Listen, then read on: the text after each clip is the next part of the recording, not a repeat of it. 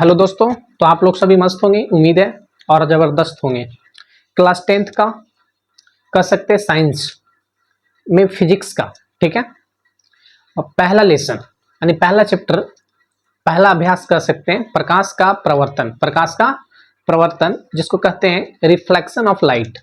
Reflection of light आज हम start करेंगे, इसका बेसिक पॉइंट बताएंगे, तभी ये क्वेश्चन क्या होगा बहुत गहराई से समझ में आएगा, ठीक है। और ज़्यादा तो लेक्चर देना नहीं है मुझे, क्योंकि तुम लोग जानते हैं कि ज़्यादा बहस नहीं करना, क्लास में जो है तुम्हारा बकैती नहीं करना है, क्लास को क्या करना है आगे की ओर चलना है लेके, ठीक है। कोशिश करना है कम से कम टाइम में ज़्यादा से ज़्यादा क्वेश्चन को क्या करना है कॉपरेट करना है, ठीक है।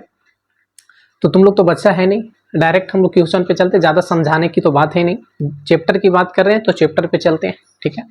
चैप्टर का नाम है, सबसे पहले देखो ध्यान से, प्रकाश का प्रवर्तन।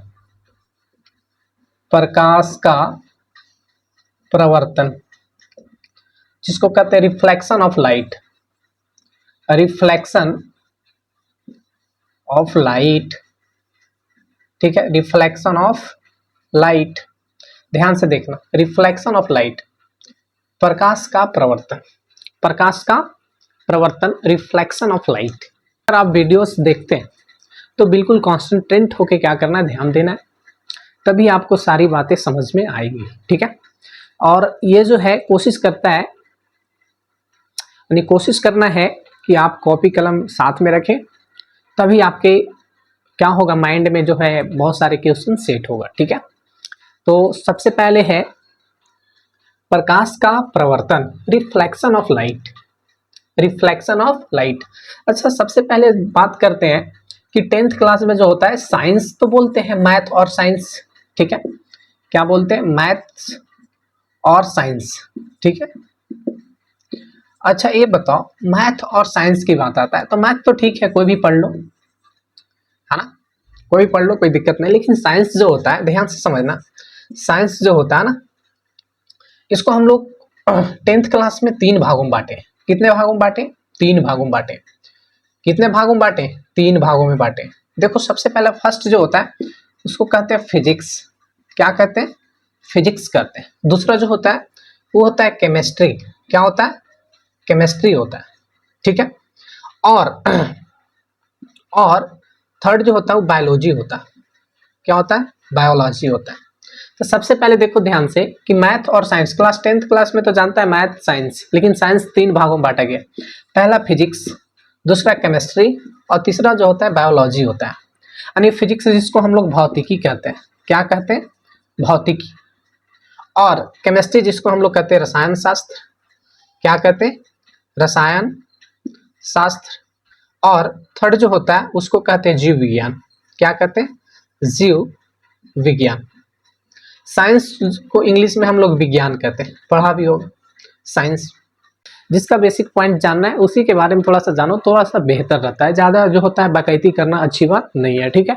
सबसे पहले देखो फिजिक्स, और दूसरा केमिस्ट्री, और थर्ड जो होता है बायोलॉजी होता है, जिसको हम लोग भौतिकी, रसायन शास्त्र और जीव विज्ञान कहते हैं, ठीक है। मैथ में कोई भी ले लो, यानी गणित में कोई भी ले लो, एनसीईआरटी ले लो, केसी सिन्हा, आर.एस. अग्रवाल, आर.डी. शर्मा, कोई भी ले लो, कोई दिक्कत नहीं है, ठीक है। तो सबसे पहले फिजिक्स पढ़ रहा है, फिजिक्स, ठीक है। तो सबसे पहले जानना है कि फिजिक्स जो होता है ना, फिजिक्स का जनक, यानी कि फिजिक्स का पिता किसे कहते हैं, फिजिक्स का पिता किसे कहते हैं, फादर ऑफ फिजिक्स, ये कहलाता है सर आइजक न्यूटन। क्या कहलाता है, sir Isaac Newton. Sir Isaac Newton, ठीक है। यानी फिजिक्स का जनक, यानी फिजिक्स का पिता किसे कहते हैं, सर आइजक न्यूटन को कहते हैं। कि प्रकाश के बारे में, किसके बारे में, प्रकाश के बारे में, लाइट, है ना, प्रकाश। प्रकाश जो होता है, कह सकते हैं कि जिसकी उपस्थिति में हम किसी वस्तु को देखते हैं। अगर प्रकाश नहीं होता तो आज हम पढ़ाते ही नहीं, और ना ही तो तुम देख पाता, ठीक है ना। तो कहने का मतलब है कि प्रकाश की उपस्थिति में ही हम लोग सारी क्रियाएं या जितना भी कार्य होता है, वर्क होता है, करते हैं, ठीक है। तो कहने का मतलब प्रकाश हमारे लिए, मानव जीवन के लिए सबसे क्या है, महत्वपूर्ण क्या है, पॉइंट्स है, ठीक है। यानी प्रकाश, प्रकाश क्या होता है, तो जिसकी उपस्थिति में हम किसी वस्तु को देखते हैं उसे प्रकाश कहते हैं। अगर मान लेते हैं कि जैसे प्रकाश कहाँ कहाँ से निकलता है, जैसे सूर्य का प्रकाश, बल्ब का जो बल्ब से भी क्या निकलता है, प्रकाश निकलता है, लालटेन से भी क्या निकलता है, प्रकाश निकलता है। किसी वस्तु को देखने में क्या करता है, सहायता करता है, उसे हम लोग प्रकाश कहते हैं। ठीक है, कह सकते हैं कि प्रकाश जो होता है जिसके उपस्थिति में किसी वस्तु को देखते हैं, किसी वस्तु को देखते हैं, ठीक है, उसे हम लोग प्रकाश कहते हैं। कोशिश करना कि लिखते चलो, थोड़ा सा बेहतर रहेगा। जो इंपॉर्टेंट पॉइंट रहता है उसको लिखते चलना। ठीक है, तो प्रकाश किसे कहते हैं, तो बोलना है कि जिसके उपस्थिति में हम किसी वस्तु को देखते हैं उसे प्रकाश कहते हैं। अगर प्रकाश नहीं होता तो हमको लगता है या सबको लगता है कि कुछ कर ही नहीं पाता जीवन में। ठीक है, यानी प्रकाश जो होता है ना, हमारे मानव जीवन के लिए क्या है, महत्वपूर्ण भूमिका है। ठीक है, तो सबसे पहले क्या करना है, प्रकाश, तो जिसकी उपस्थिति में हम किसी वस्तु को देखते हैं। अच्छा ये बताओ, कहता है कि प्रकाश जो होता है ना, अलग अलग माध्यम में प्रकाश जो होता है, अलग अलग माध्यम में प्रकाश की चाल अलग अलग होता है। पढ़ा होगा कि प्रकाश की जो चाल होता है, अलग अलग माध्यम में प्रकाश की चाल क्या होता है, अलग अलग होता है। यानी भिन्न भिन्न माध्यम में प्रकाश की चाल भिन्न भिन्न होता है, कह सकते हैं। जैसे अगर मान लेते हैं कि प्रकाश जो होता है भिन्न भिन्न माध्यम में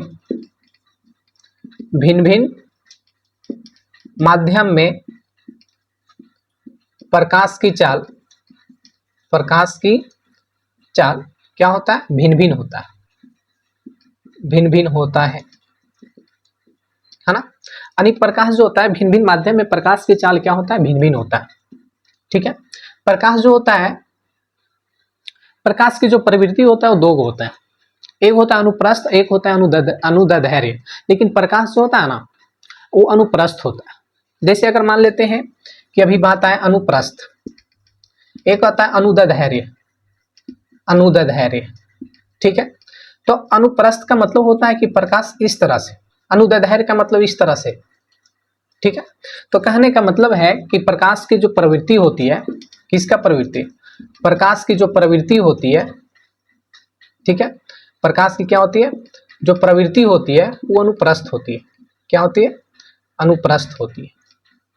ठीक है, यानी प्रकाश की जो प्रवृत्ति होती है बिल्कुल क्या होता है, अनुप्रस्थ होता है। ठीक है, अब जैसे अगर मान लेते हैं कि बात करते हैं कि अनुप्रस्थ होती है, और ये भी ध्यान में रखना है कि प्रकाश जो होती है ना, प्रकाश जो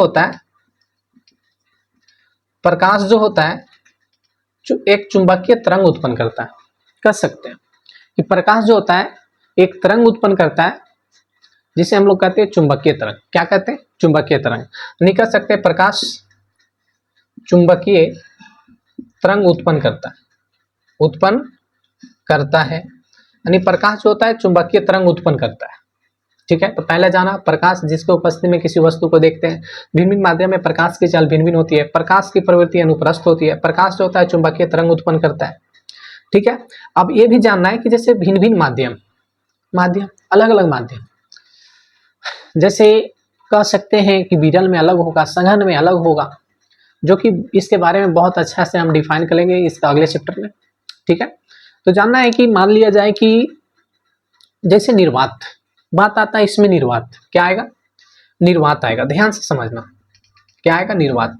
निर्वात का मतलब होता है कि जहां हवा नहीं होती है, जहां हवा बिल्कुल नहीं होती है, शून्य के माना जाता है। जहां कह सकते हैं कि हवा बिल्कुल भी नहीं होगा, तो वैसे स्थान को हम लोग कहते हैं निर्वात। क्या कहते हैं, निर्वात। और अगर मान लेते हैं, सीधा बात है कि अगर हम यहाँ से अगर फैट मारते हैं, ठीक है, तो यहाँ पे जो है कुछ न कुछ हवा है जो क्या करता है, मेरे हाथ को अवरोध उत्पन्न करता है। अवरोध का मतलब होता है कि कोई रोकता है। लेकिन निर्वात में जो होता है ना कि अगर एक बार फैट मारेंगे ना तो सीधा कोई अवरोध उत्पन्न नहीं होगा, यानी सीधा डायरेक्शन उसका, जैसे मारेंगे जितना स्पीड से उतना ही स्पीड से जाएगा। ठीक है, तो कहने का मतलब है कि निर्वात का मतलब होता है कि जहां हवा नहीं होती है उसे हम लोग निर्वात करते हैं। वैसे स्थान जहां हवा नहीं होती है वैसे स्थान को क्या करते हैं, निर्वात स्थान करते हैं। ठीक है, तो जानना है कि निर्वात में अगर कोई भी, अगर मान लेते हैं कि प्रकाश की किरणें या कुछ भी चलेगा तो वहां क्या होगा, थोड़ा सा फास्ट होगा। ठीक है, तो चलते हैं कि कितना फास्ट होता है। जैसे निर्वात, निर्वात में प्रकाश की जो चाल होता है ना, प्रकाश की चाल, प्रकाश की चाल निर्वात में 3 लाख किलोमीटर प्रति घंटा होता है। 3 लाख किलोमीटर प्रति घंटा होता है। 3 लाख किलोमीटर क्या होता है, प्रति घंटा होता है। कह सकते हैं कि प्रकाश की जो चाल होता है निर्वात में 3 लाख किलोमीटर प्रति घंटा होता है। इसको हम लोग दो तरह से लिख सकते हैं, 3 गुने 10 पे पावर 5 किलोमीटर पर घंटा, या कह सकते हैं 3 गुने 10 पे पावर 8 मीटर पर सेकेंड। तो अगर सेकेंड की बात आएगा, मिनट पर सेकेंड की बात आएगा तो 3 गुने 10 पे पावर 8 बोलेंगे, और अगर किलोमीटर प्रति घंटा की बात आएगा तो 3 गुने 10 पे पावर 5 किलोमीटर प्रति घंटा होगा। ठीक है, तो निर्वात में प्रकाश की जो चाल होता है वो 3 लाख किलोमीटर प्रति घंटा होता है, या उसको इस तरह से भी बोल सकते हैं 3 गुने 10 पे पावर 5 किलोमीटर पर घंटा, या 3 गुने 10 पे पावर 8 किलोमीटर प्रति घंटा होता है। ठीक है, तो मेरा कहने का मतलब हुआ कि प्रकाश के बारे में आपने अच्छा से जाना। ठीक है, अब चलते हैं कि किरण, किसके बारे में, किरण के बारे में। कि जैसे प्रकाश के बारे में जाना तो किरण तो भी है, किरण के बारे में जानता होगा कि किरण होता क्या है। जैसे नाम जानता होगा किरण, किरण है ना। अच्छा ये बताओ किरण होती क्या है, समझो सबसे पहले किरण। ठीक है, जिसको इंग्लिश में रे कहते हैं, क्या कहते हैं, रे। अच्छा ये बताओ किरण क्या होता है, किरण। ठीक है, अच्छा ये बताओ, जैसे मैथ में बहुत अच्छा से पढ़ाए भी होंगे कि अगर मान लेते हैं इस तरह से रेखा है, दो रेखा हो सकता है। मान लेते हैं यहाँ पे इधर की ओर बढ़ रही है, ये इधर की ओर किरण बढ़ रही है। ठीक है, और यहाँ रुका हुआ है। यानी कहने का मतलब है कि किरण जो होता है ना, एक तरफ बढ़ती है तो एक तरफ रुका हुआ रहता है। एक तरफ इसका क्या होता है, जो होता है एक निश्चित पॉइंट होता है जहां से ये बढ़ता नहीं है ना। यानी एक ही तरफ क्या होगा, तीर का निशान होगा, एक अंत बिंदु होता है इसमें, है ना। इसका अंत बिंदु यहाँ है और इसका ये अंत बिंदु नहीं, ये कहीं तक भी बढ़ सकती है। इसे हम लोग क्या करते हैं, किरण करते हैं। किरण में एक ही ओर बढ़ता है, एक तरफ क्या होता है, रुका हुआ रहता है, एक अंत बिंदु होता है, एक तरफ अनंत बिंदु होता है। ठीक है, तो उसे हम लोग क्या करते हैं, किरण करते हैं। यानी किरण का मतलब होता है कि प्रकाश, इसको साइंस में कहते हैं प्रकाश के चलने वाली पथ को किरण कहते हैं। क्या कहते हैं, किरण कहते हैं। लिख सकते हो किरण क्या, यानी प्रकाश के चलने वाली पथ को क्या कहते हैं, किरण कहते हैं। यानी प्रकाश जो होता है जिस पथ पे चलती है उसे हम लोग क्या कहते हैं, किरण कहते हैं। यानी प्रकाश जिस पथ पे चलती है उसे हम लोग क्या कहते हैं, किरण कहते हैं। ठीक है, तो किरण क्या है, तो प्रकाश जिस पथ पे क्या होती है, चलती है। पथ का मतलब होता है रास्ता, यानी जिस रास्ते पे है ना प्रकाश चलती है उसे हम लोग क्या कहते हैं, किरण कहते हैं। ठीक है, कोई दिक्कत, तो किरण क्या है, तो प्रकाश जिस पथ पे चलती है उसे हम लोग क्या कहते हैं, किरण कहते हैं। कोई दिक्कत। अब थोड़ा सा चलते हैं कि किरण की बात आया तो इससे रिलेटेड है ना। जैसे अगर मान लेते हैं एक किरण जा रही तो उसे किरण कहते हैं। अगर ढेर सारा किरण जाएगा, बहुत सारा किरण जाएगी, हो सकता है इस तरह से भी जाएगी, है कि नहीं, एक बिंदु पे जा टकराएगा। हो सकता है कि एक बिंदु से ढेर सारा निकल कर किरण वापस फैलते चली जाएगी। तो कहने का मतलब है कि जब एक से अधिक किरण जाएगा तो उसे हम लोग क्या कहेंगे, उसे हम लोग क्या कहेंगे। ठीक है, तो सबसे पहले जानते हैं कि किरण के बारे में जाना, तो अब जानते हैं किरण पुंज के बारे में। किसके बारे में, किरण पुंज, जो कि 2 नंबर में पूछता भी है, किरण पुंज। अच्छा किरण पुंज क्या होता है, यानी कह सकते हैं किरणों के समूह को किरण पुंज कहते हैं। यानी किरणों के झुंड को क्या कहते हैं, किरण पुंज कहते हैं। समूह का मतलब होता है टीम, झुंड जिसको कहते हैं, यानी सभा जिसको कहते हैं, झुंड। तो कहने का मतलब है कि किरण पुंज किसे कहते हैं, तो किरणों को समूह को किरण पुंज कहते हैं। किरणों के समूह को क्या कहते हैं, किरण पुंज कहते हैं। ठीक है, यहाँ लिख सकते हैं किरणों के समूह को क्या कहते हैं, किरण पुंज कहते हैं, किरण पुंज कहते हैं। यानी किरण पुंज क्या है, तो किरणों के समूह को किरण पुंज कहते हैं। किरण पुंज को हम लोग किरण माला के नाम से जानते हैं, किरण माला के नाम से जानते हैं। इसी को हम लोग किरण पुंज को प्रकाश पुंज भी कह सकते हैं, प्रकाश पुंज भी कह सकते हैं। तो किरण पुंज का 3 नाम, किरण पुंज, किरणमाला या प्रकाश पुंज भी कह सकते हैं। अब जानता है कि जैसे किरण पुंज जो होता है उसको 3 नामों से जानते हैं, किरण पुंज, किरणमाला, प्रकाश पुंज कह सकते हैं। किरण पुंज क्या होता है, तो कह सकते हैं कि किरणों के समूह को किरण पुंज कहते हैं। अब जाना है कि किरण पुंज का जो प्रकार होता है वो कितना होता है, 3 होता है। किरण पुंज का प्रकार कितना होता है, 3 होता है। पहला जो होता है वो होता है समांतर किरण पुंज, समांतर किरण पुंज। दूसरा जो होता है वो होता है अभिसारी किरण पुंज, अभिसारी किरण पुंज। और तीसरा जो होता है वो होता है अपसारी किरण पुंज, अपसारी किरण पुंज। ठीक है, तो किरण पुंज के प्रकार कितना होता है, 3 होता है। किरण पुंज 3 प्रकार का होता है। पहला समांतर किरण पुंज, दूसरा होता है अभिसारी किरण पुंज और तीसरा जो होता है अपसारी किरण पुंज। ठीक है, अब यानी कि अभिसारी किरण पुंज और अपसारी किरण पुंज, और तीसरा क्या होता है, फर्स्ट जिसको कहते हैं समांतर किरण पुंज। ठीक है, ये होता क्या है समझो। सबसे पहले बहुत इंपॉर्टेंट पॉइंट है कि समांतर किरण पुंज जो होता है वो होता क्या है। ठीक है, तो समांतर किरण पुंज जो होता है यानी किरणें या किरणों का समूह। ठीक है, जैसे अगर मान लेते हैं कि पहला जो है, पहला क्या बताएं, समांतर किरण पुंज, समांतर किरण पुंज, समांतर किरण पुंज। यानी कि अगर मान लेते हैं जैसे अगर किरण, बहुत सारा किरण इस तरह से जा रही है, यानी जब किरणें के बीच की दूरियां आपस में क्या हो, समान। जैसे अगर मान लेते हैं यहाँ अगर 2 सेंटीमीटर है तो यहाँ भी इसका 2 ही सेंटीमीटर होगा। यहाँ अगर 5 सेंटीमीटर है तो अगला भी कितना होगा, 5 सेंटीमीटर होगा। तो कहने का मतलब है कि किरणों या किरणें के बीच की दूरियां आपस में क्या हो, बराबर हो। बीच की दूरियां हमेशा आपस में क्या होता है, बराबर होता है। तो वैसे समूह को हम लोग क्या कहते हैं, किरण पुंज कहते हैं। क्या कहते हैं, समांतर किरण पुंज कहते हैं। समांतर किरण पुंज का मतलब होता है कि जब किरणें के बीच की दूरियां आपस में बराबर हो तो उसे हम लोग समांतर किरण पुंज कहते हैं। लिख सकते हो समांतर किरण पुंज क्या, तो किरण अनेक सारे किरणें, अनेक सारे किरणें के बीच की दूरियां जब समान होती है, बराबर होती है, तो उसे हम लोग क्या कहते हैं, समांतर किरण पुंज कहते हैं। तो ये भी समांतर किरण पुंज हो गया। इस तरह के भी कह सकते हैं कि ये भी क्या है, समांतर किरण पुंज है। इस तरह से भी अगर जाएगी तो ये भी क्या होगा, समांतर किरण पुंज होगा। ठीक है, तो समांतर किरण पुंज के बारे में समझ लिया होगा। दूसरा जो होता है वो होता है अभिसारी किरण पुंज। क्या होता है, अभिसारी किरण पुंज, ध्यान से समझना।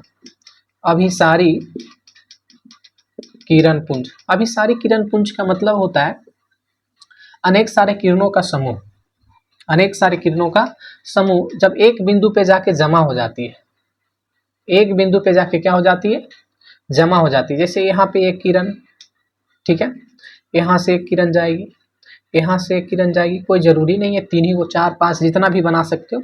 जब एक बिंदु पे जाएगी यानी कि अनेक सारे किरणों का समूह जब एक बिंदु पे जाके जमा हो जाती है तो वैसे किरण पुंज को हम लोग क्या कहते हैं, अभिसारी किरण पुंज कहते हैं। क्या कहते हैं, अभिसारी किरण पुंज कहते हैं। इसको हम लोग संतृप्त किरण पुंज के नाम से जानते हैं। संतृप्त, संतृप्त किरण पुंज, संतृप्त किरण पुंज के नाम से हम लोग क्या करते हैं, जानते हैं। तो अभिसारी किरण पुंज क्या होता है, अनेक सारे किरणों का समूह जब एक बिंदु पे जाके क्या होती है, जमा हो जाती है, तो वैसे किरण पुंज को अभिसारी किरण पुंज कहते हैं। इसे संतृप्त किरण पुंज के नाम से जाना जाता है। अब थर्ड जो होता है वो होता है, थर्ड नंबर ध्यान से देखना, अरे थर्ड नंबर जो होता है वो होता है अपसारी किरण पुंज। अपसारी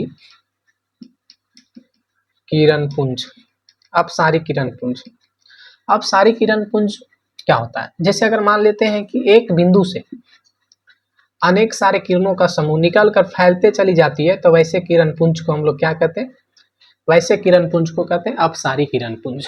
क्या कहते हैं, अपसारी किरण पुंज। तो अपसारी किरण पुंज क्या होता है, तो अनेक सारे किरणों का समूह जब एक बिंदु से निकलकर फैलते चली जाती है, तो वैसे किरण पुंज को कहते हैं अपसारी किरण पुंज। इसका दूसरा नाम होता है असंतृप्त किरण पुंज।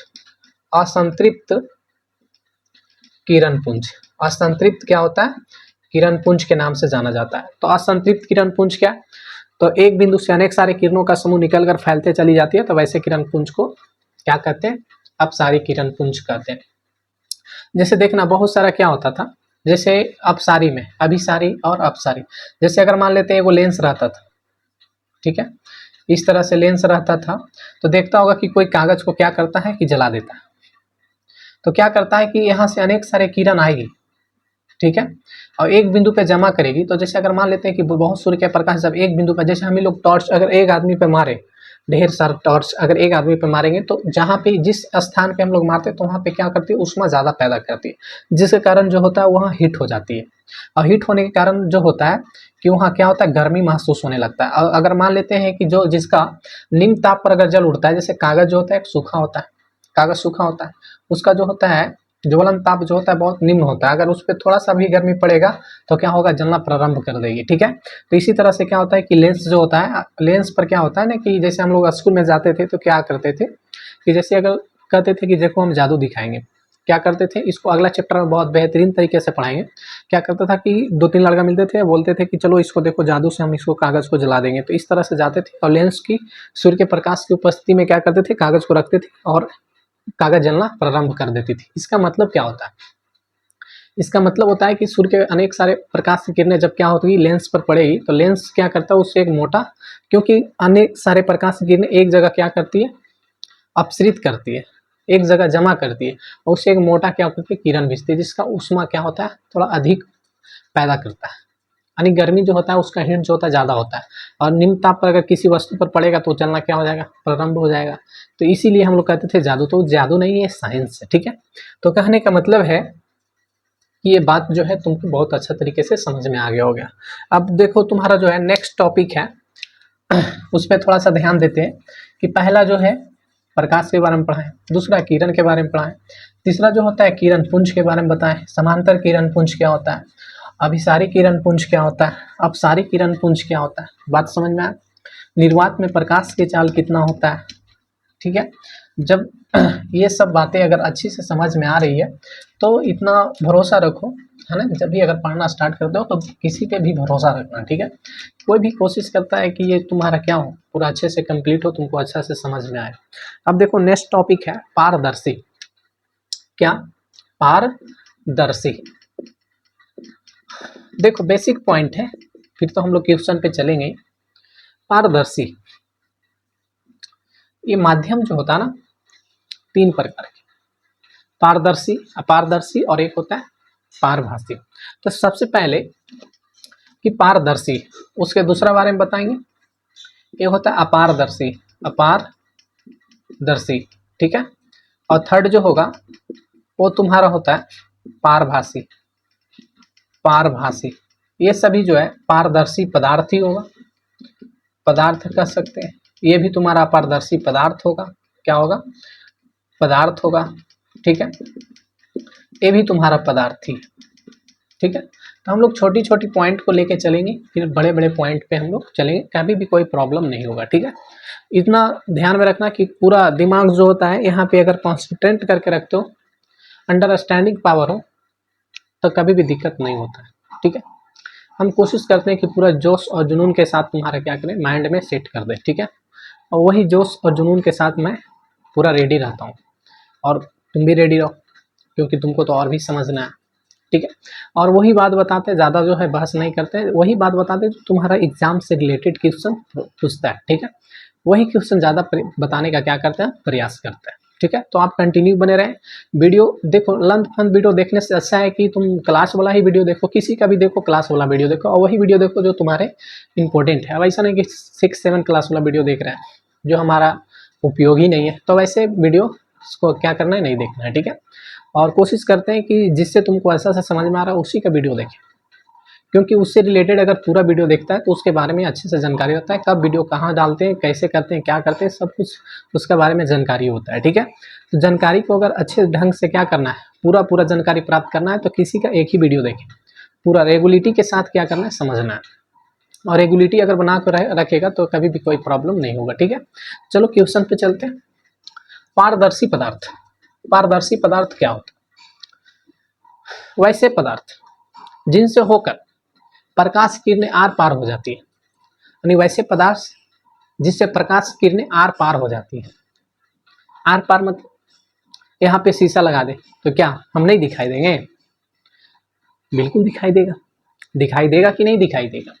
तो कहने का मतलब है कि वैसे पदार्थ या वैसे माध्यम जिससे प्रकाश किरणें आर पार हो जाती है, या जिससे हम लोग वैसे पदार्थ जिससे देखने पर हमें आर पार दिखाई देता है, उसे हम लोग क्या कहते हैं?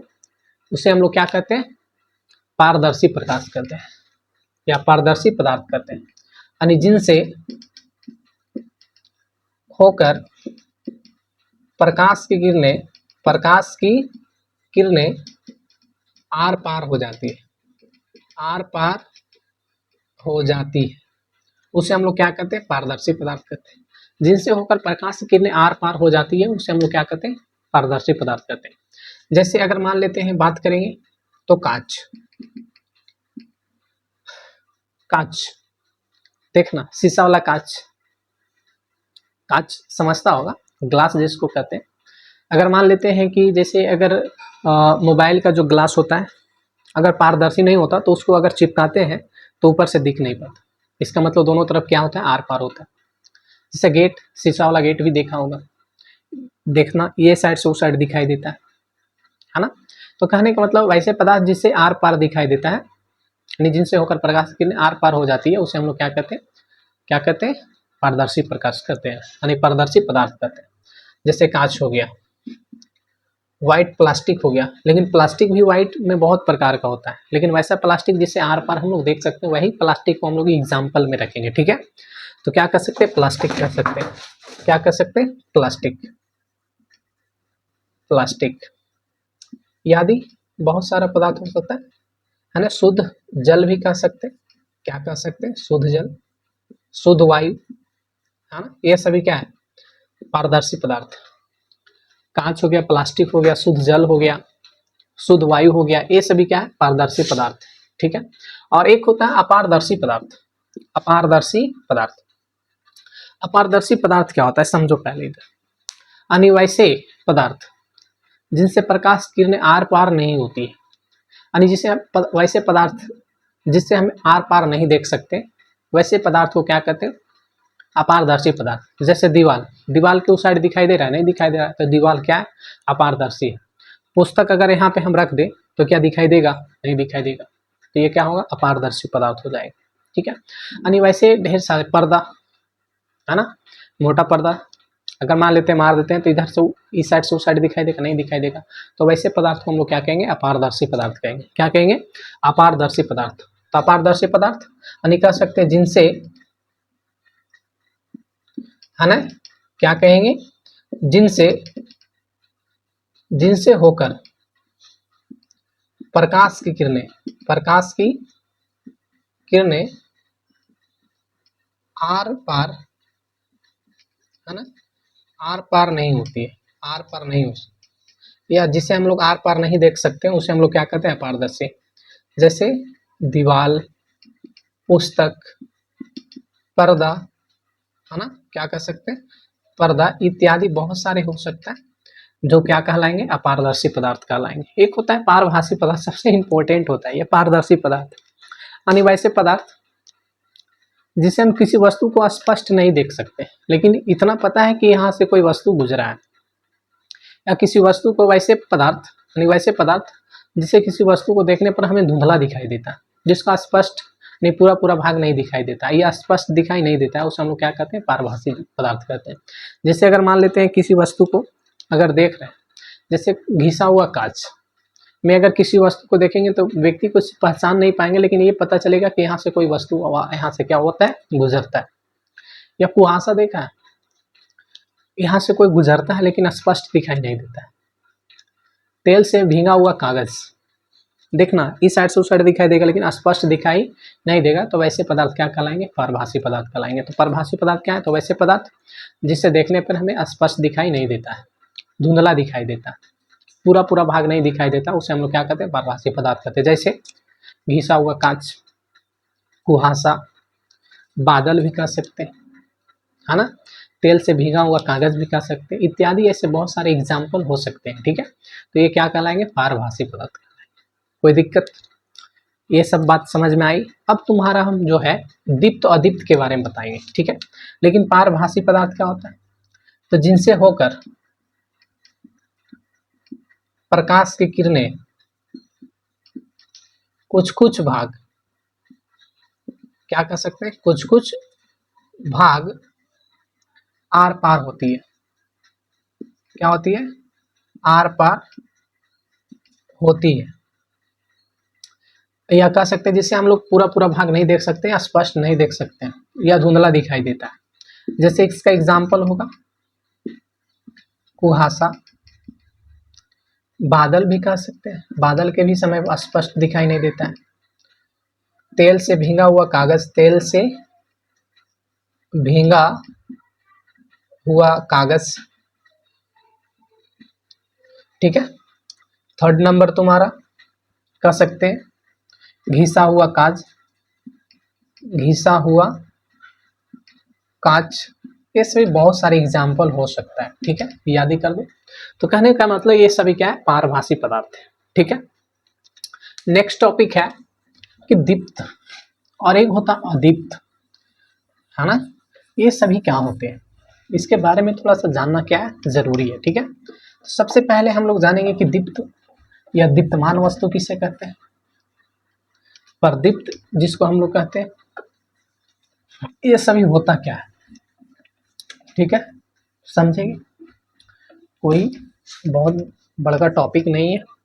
सबसे पहले देखो, अनिवार्य पदार्थ जिससे उत्सर्जन हो, जिससे प्रकाश उत्सर्जित होती है, यानी उत्सर्जन के आधार पे वस्तुओं को दो भागों में बांटे हैं, है ना। पहला होता है, एक होता है दीप्त वस्तु, दीप्त जिसको कहते हैं दीप्तमान वस्तु, इसी को प्रदीप्त भी कहते हैं। और दूसरा जो होता है अप्रदीप्त होता है, जिसको अदीप्तमान कहते हैं, अदीप्तमान वस्तु कह सकते हैं। यानी उत्सर्जित, उत्सर्जन के आधार पर जो है वस्तुओं को दो भागों में बांटे, एक होता है दीप्तमान वस्तु जिसको प्रदीप्त कहते हैं, एक होता है अप्रदीप्त जिसको कहते हैं अदीप्तमान वस्तु, ठीक है। ये सभी क्या होती है? तो दीप्तमान वस्तु क्या होती है, यानी प्रदीप्त क्या होती है?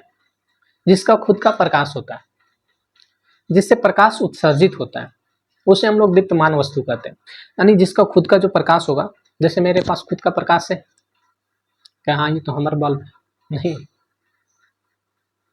बल्ब मेरा है, ठीक है, ठीक है ना, बल्ब मेरा है, ये मानते हैं। लेकिन हम जो है दीप्तमान वस्तु नहीं है, खुद हम जल सकते हैं। तो दीप्तमान वस्तु वैसे वस्तु को कहते हैं जिसका खुद का प्रकाश होता है, जिससे प्रकाश उत्सर्जित होता है, उसे हम लोग क्या कहते हैं? दीप्तमान या प्रदीप्त वस्तु कहते हैं। जैसे लाइट, लाइट में हम लोग कह सकते हैं बल्ब, बल्ब का खुद का प्रकाश होता है। सूर्य का प्रकाश, सूर्य का लालटेन, मोमबत्ती, ये सभी क्या है? दीप्तमान वस्तु है। दीप्तमान वस्तु का मतलब होता है जिसका खुद का क्या होता है? प्रकाश होता है। जिसका खुद का क्या होता है? प्रकाश होता है, उसे हम लोग क्या कहते हैं? दीप्तमान वस्तु कहते हैं, ठीक है। तो दीप्तमान वस्तु के बारे में समझ में आ गया होगा कि जिसका जिसका खुद का प्रकाश होता है, जिसका खुद का क्या होता है? प्रकाश होता है, उसे हम लोग क्या कहते हैं? दीप्तमान वस्तु कहते हैं। या वैसे पदार्थ जिससे उष्मा या कह सकते हैं प्रकाश उत्सर्जित होता है, यानी वैसे पदार्थ जिससे प्रकाश उत्सर्जित होता है, उसे हम लोग क्या कहते हैं? दीप्तमान वस्तु या प्रदीप्त वस्तु कहते हैं। जैसे समझो कि अगर मान लेते हैं दीप्तमान वस्तु, दीप्तमान वस्तु बताओ, दीप्तमान वस्तु का मतलब अभी जस्ट बताएं कि जिससे प्रकाश उत्सर्जित होता है उसे हम लोग दीप्तमान वस्तु, या जिसका खुद का प्रकाश होता है उसे दीप्तमान वस्तु कहते हैं, ठीक है। तो कहने का मतलब जैसे अगर सूर्य का प्रकाश, सूर्य का प्रकाश खुद का प्रकाश होता है, ऐसा नहीं कि भगवान फिर क्या किए जाके हम लोग टॉर्च मार के, वैसा हुआ नहीं। कहने का मतलब इसका खुद का क्या होता है? अपना प्रकाश होता है। दूसरा दूसरा हम लोग कह सकते हैं बल्ब, ठीक है। तीसरा होता है लालटेन, और चौथा जो होता है वो कह सकते हैं तारा भी कह सकते हैं, चंद्रमा नहीं कहेंगे, चंद्रमा का खुद का अपना प्रकाश नहीं होता है, वो सूर्य के प्रकाश से प्रकाशित होकर फिर प्रकाश देता है ना। तो खुद का जो है उसका अपना प्रकाश नहीं होता है, वो दीप्तमान में नहीं होगा, वो अदीप्तमान में आ जाएगा। ठीक है, तो चंद्रमा जो होगा बिल्कुल नहीं होगा। ठीक है, तो सबसे पहले जानो कि बल्ब, सूर्य का प्रकाश, लालटेन, तारा, ठीक है ना, मोमबत्ती आदि कह सकते हैं, ये सभी क्या दीप्तमान वस्तु है जिससे प्रकाश उत्सर्जित होती है। एक होता है अदीप्तमान वस्तु जिससे प्रकाश उत्सर्जित नहीं होती है, यानी कह सकते हैं कि जिससे प्रकाश उत्सर्जित नहीं होती है उसे हम लोग क्या कहते हैं, अदीप्तमान वस्तु कहते हैं, यानी अप्रदीप्त वस्तु कहते हैं। जैसे में कह सकते हैं पुस्तक, चंद्रमा। अच्छा बताओ, चंद्रमा से प्रकाश निकलता नहीं, चंद्रमा का खुद का प्रकाश निकलता है, लेकिन इसका खुद का प्रकाश नहीं होता, इससे प्रकाश उत्सर्जित नहीं हो सकता है। ठीक है, तो वैसे पदार्थ को हम लोग क्या कहते हैं, वस्तु को क्या कहते हैं, अदीप्तमान वस्तु कहते हैं। पुस्तक, चंद्रमा, है ना, ईंट, है ना, दीवार, आदमी, ये सभी क्या है, उष्मा उत्सर्जित पदार्थ नहीं है, यानी कह सकते हैं अदीप्तमान वस्तु। ठीक है, नेक्स्ट क्वेश्चन है या नेक्स्ट पॉइंट है जिस पे हम लोग चलते हैं। ठीक है, इसको मिटा देते। नेक्स्ट पॉइंट है कि अगर मान लेते हैं ये सारी बातें हम लोग को जानकारी हो गया। ठीक है, अब नेक्स्ट टॉपिक है, उसके बारे में जानना बहुत क्या है, जरूरी होता है। अच्छा, एक ऑब्जेक्टिव क्वेश्चन बार बार पूछता है कि सूर्य का जो प्रकाश होता है पृथ्वी तक आने में कितना समय लगता है ना, यानी सूर्य का जो प्रकाश होता है, सूर्य का प्रकाश पृथ्वी तक आने में कितना समय लगता है, कितना समय लगता है, कोई आंसर बताओ, बोलो। तो इसका जो समय लगता है वो 8 मिनट 16 सेकेंड, कभी कभी क्या रहता है 20 सेकेंड दिया हो रहता है, तो 16 सेकेंड या 20 सेकेंड कह सकते हैं अप्रॉक्स, है ना, लगभग। तो सूर्य का जो प्रकाश होता है पृथ्वी तक आने में कितना मिनट लगता है, 8 मिनट 16 सेकेंड या 20 सेकेंड कह सकते हो, कोई दिक्कत नहीं है। थर्ड नंबर जो होता है कि सूर्य का प्रकाश जैसे जाना कि पृथ्वी तक आने में कितना समय लगता है। अच्छा, ये बताओ, ये बात जानकारी हो गया। अच्छा, सूर्य का जो है पृथ्वी से कितना दूर है, कितना दूर है, यानी सूर्य का प्रकाश पृथ्वी तक आने में तो जान के 8 मिनट 16 सेकेंड लगता है। अच्छा, ये बताओ कि चंद्रमा जो है, चंद्रमा के बारे में जान रहे कि चंद्रमा जो है, चंद्रमा पृथ्वी से कितना दूर है, चंद्रमा पृथ्वी से कितना दूर है, 3,84,000 किलोमीटर। ठीक है, 3,84,000 किलोमीटर होता है। चंद्रमा पृथ्वी से कितना दूर है, 3,84,000 किलोमीटर दूर है। ठीक है,